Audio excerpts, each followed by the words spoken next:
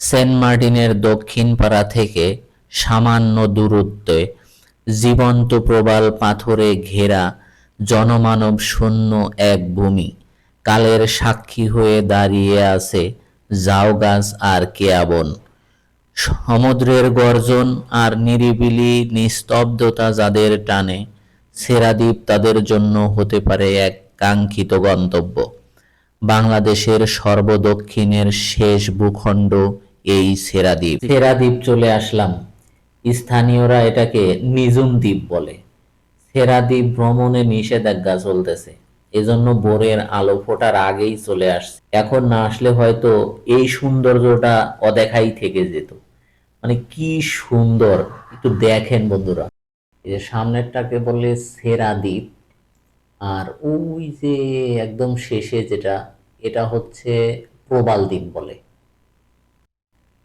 গত রাত থেকেই আসলে খুব শঙ্কায় ছিলাম যে সেরাদ্বীপে ঢুকতে পারবো কি পারবো না, যেহেতু ভ্রমণ নিষেধাজ্ঞা চলতেছে।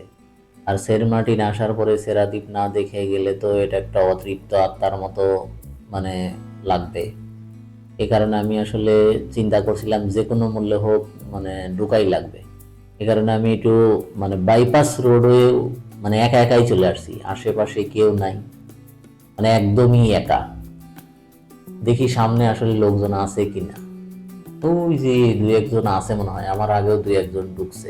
বাট একটা একদম শান্ত নিরিবিলি লাগতেছে, মনে হচ্ছে কোথাও কেউ নেই। মানে বোরে সৌন্দর্য এটা অন্যরকম।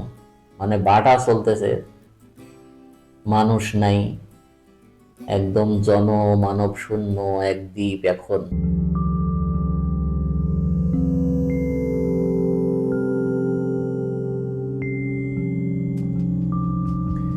সেরা দ্বীপের বাম পাশ দিয়ে আসলাম, যাওয়ার সময় ডান পাশ দিয়ে যাব।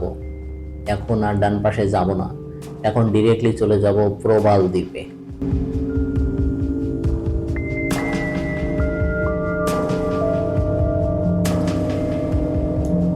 দুই পাশে বড় বড় প্রবাল পাথর আর মাঝখান দিয়ে বালির রাস্তা। এই কারণেই এই রাস্তাগুলো এখনো টিকে আছে সমুদ্রের বড় বড় ঢেউয়ের সামনে। কি সুন্দর! আর এখানে মানুষকে আসতে দেয় না, এটা কি যা বাঙালি মানবে? এটা হচ্ছে সেন্ট মার্টিন সেরাদ্বীপের শেষ দ্বীপ, আর একটু পরেই বাংলাদেশের সীমানা শেষ। এদিকটা যাব, বাট আগে এটা একটু কভার করে আসি। এখানে শুধু প্রবাল পাথর দিয়ে ঘেরা চারপাশ। ওয়াও! মানে মনে হয় এই ছোট ছোট দ্বীপ আল্লাহ কত সুন্দর করে মানে সংরক্ষণ করে রাখছে। প্রকৃতি কত সুন্দর, আল্লাহু আকবার।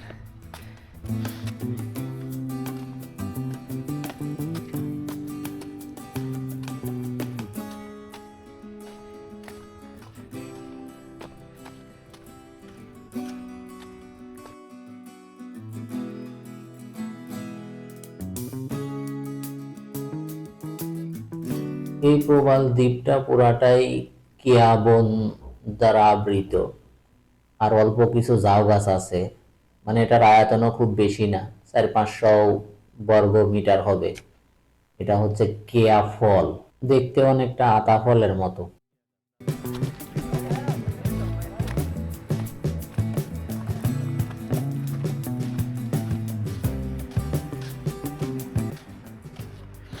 দারুণ, মানে পুরো দ্বীপটাই ঘুরে দেখাবো, একটু সাথে থাকবেন বন্ধুরা। মানে এই ভিডিওটা দেখলে আর পুরো দ্বীপের ভিতরে কোথায় কি আছে মানে কোনো জায়গায় কোনো খোঁজ নেওয়া লাগবে না। এই যে এইটা হচ্ছে, এই যে পাথরগুলো দেখছেন, এইটাই হচ্ছে বাংলাদেশের শেষ সীমানা।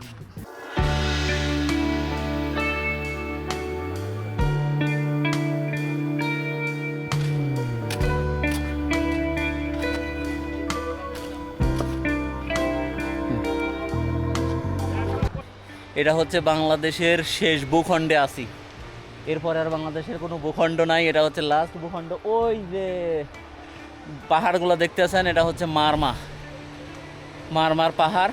এটাই হচ্ছে সেন্ট মার্টিন সেরাদ্বীপের শেষ ভূখণ্ড।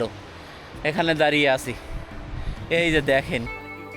মানে এই পাশ দিয়ে পুরা প্রবালে ঘেরা, একদম সব জায়গায় শুধু প্রবাল পাথর। আর এই জন্যই এটাকে প্রবাল দ্বীপ নাম রাখছে স্থানীয়রা। আর ওইটা হচ্ছে সেরা দ্বীপ, ওই যে দেখা যায় সেরা দ্বীপ। মানে নামকরণের যথেষ্ট যুক্তি আছে এখানে। এই জায়গায় যদি না আসতে পারতাম তাইলে মানে এই সেন্ট মার্টিন ট্যুরটা একদম বৃথা। এখানে আরেকটা ব্যাপার আছে, সেটা হচ্ছে প্রবাল। এগুলা সবই প্রবাল পাথর। এখানে প্রবাল, একটা প্রবাল দেখাই আপনাদের।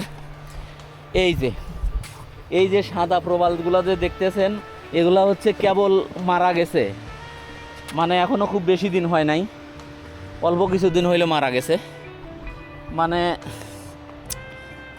এগুলা যদি কালো হবে তখন একদম অনেক দিন আগে মারা গেছে। এগুলো হইতেছে জীবিত ছিল এই প্রবালগুলা। এই যে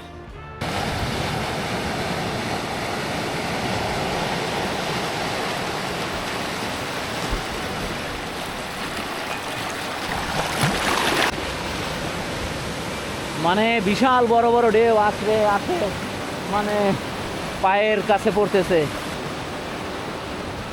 সূর্য উঠে গেছে, এখন এখান থেকে চলে যাব এই পাশ দিয়ে। এই পাশটা ঘুরে দেখাইলাম, এই পাশ দিয়ে আসছি। এখন এই পাশ দিয়ে কি আছে, এই পাশ দিয়ে চলে যাব একদম শেষের দিকে। আবার তাড়াতাড়ি করে ফিরতে হবে। বন্ধুরা, আমি ঘুম থেকে উঠছিলাম 4টায়। একটা অটো আগে থেকে নাইটে ঠিক করে রাখছিলাম, অটোটা 5টার সময় রওনা দিছে। তো এটা অনেক দেরি করে ফেলছে। 5টার সময় রওনা না, 4:30টায় রওনা দিতে হবে। 4:30টায় রওনা দিলে এখানে 5টার সময় পৌঁছাইলে মোটামুটি ওই সময় অন্ধকার থাকে, অন্ধকারে ঢুকে যাইতে হবে। কারণ ফর্সা হইলে ওরা আর আসতে দিচ্ছে না, এই জন্য অন্ধকারে ঢুকে যাইতে হবে। যদি কারো আসার এখানে একান্ত ইচ্ছা থাকে, আর এখানে আসার ইচ্ছা অবশ্যই, সেন্ট মার্টিনে আসলে অবশ্যই আসতে হবে। এটা না দেখলে মানে একটা অতৃপ্ত আত্মার মতো মানে পস্তানো লাগবে। এই জায়গায় অবশ্যই আসতে হবে, দারুণ একটা জায়গা। সো 5টার সময় যদি এসে যাইতে পারেন, মোটামুটি 1.5 ঘন্টা ঘুরলে, 1.5-2 ঘন্টা ঘুরলে পুরা কাভার করে আবার সেন্ট মার্টিনে ফিরে যাইতে পারবো। এই জন্য এখানে একটু সকাল সকাল আসতে হবে। সকালবেলা দেখতেছি সবাই চলে আসছে, মানে পরিবেশের লোকগুলার বাধা নিষেধ না শুনে সবাই চলে আসছে জোর করে আজকে। জ্বর আসা শুরু হয়েছে আমার মনে হয়, যে ঢেউ দেখতেছি জ্বর আসা শুরু হয়ে গেছে। তো বন্ধুরা, এখন এই পাশ দিয়ে চলে যাব। এই পাশ দিয়ে আসলাম, এই পাশ দিয়ে চলে যাব। এই দেখেন কত মাছ এখানে, এই যে মাছ আটকা পড়ছে এখানে। এই যে মাছগুলো দৌড়াইতেছে। হ্যাঁ, দাঁড়ান, ধরবো না। এই যে একটা সামুদ্রিক মাছ পাওয়া গেছে, আটকা পড়ছে। ভাই ধরবো নাকি? ধরে না, সমুদ্রের জীব বৈচিত্র্যের একটা অংশ। আমাকে দেখছেন কামড় দিছে ভাই, বিষাক্ত কিনা তত বোঝা যাচ্ছে না।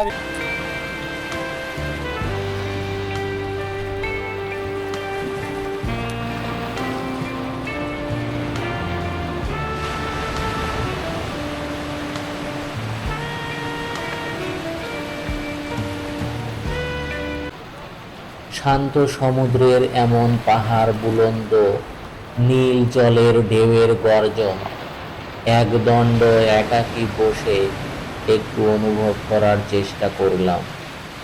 প্রাকৃতির এমন সান্নিধ্যে আসার জন্যই ভ্রমণ তৃষ্ণার্ত হৃদয় ছুটে ফেরে দিক দিগন্তে। আমার এমন একাকিত্বে বসে থাকা দেখে পাখিগুলাও যেমন বন্ধুত্বের হাত বাড়িয়ে দিল। প্রকৃতির এমন ভালোবাসা সত্যিই বিরল।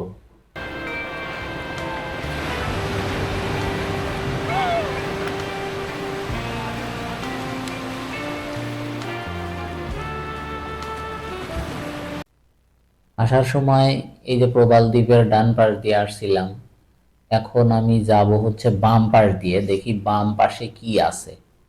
তো বন্ধুরা, চলুন সামনের দিকে যাই। প্রবাল দ্বীপের ভেতরে চলে আসলাম। এখানে দেখতেছি শুধু কেয়া গাছ আর হচ্ছে জাউ গাছ।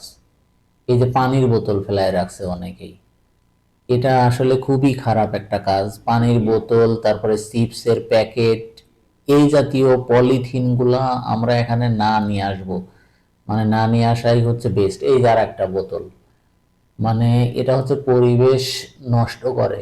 এগুলা দেখা যায় যে মানে জোয়ারের সময় সমুদ্রের ভিতরে চলে যায়, এগুলা পরিবেশ খুবই নষ্ট হয়। এগুলার প্রতি আসলে সবারই খেয়াল রাখা উচিত আমাদের, যে আমরা ভ্রমণ করব, পরিবেশ নষ্ট করব না। এটা আমাদের বাংলাদেশের সম্পদ, আর এই সম্পদ মানে রক্ষণাবেক্ষণের দায়িত্ব আমাদের সবার।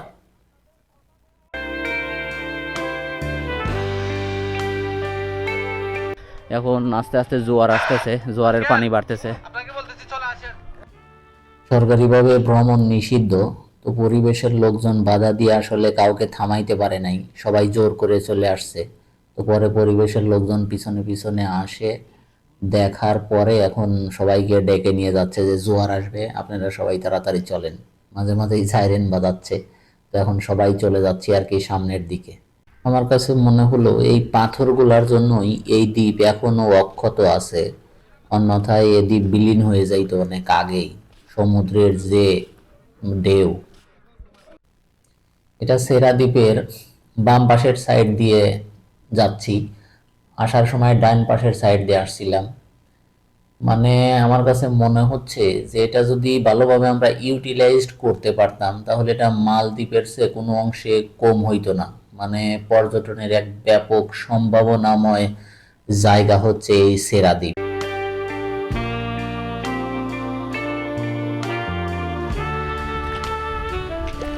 সো বন্ধুরা, দেখুন এই যে সেরা দ্বীপের শেষবারের মতো সেরা দ্বীপ দেখে নিন। আমার পিছনে প্রবাল পাথরে ঘেরা এক দ্বীপ, মানে জীবন্ত প্রবাল পাথরে ঘেরা।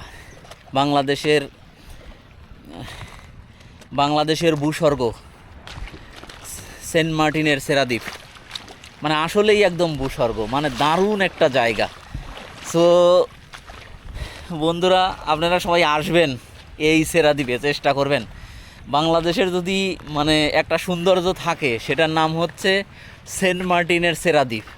মানে এটা অ্যাডভেঞ্চারও বলে, দারুণ একটা জায়গা। সো বন্ধুরা, সবাই আসবেন। আবার আজকের মতো এই সেরা দ্বীপ এপিসোড থেকে বিদায় নিচ্ছি।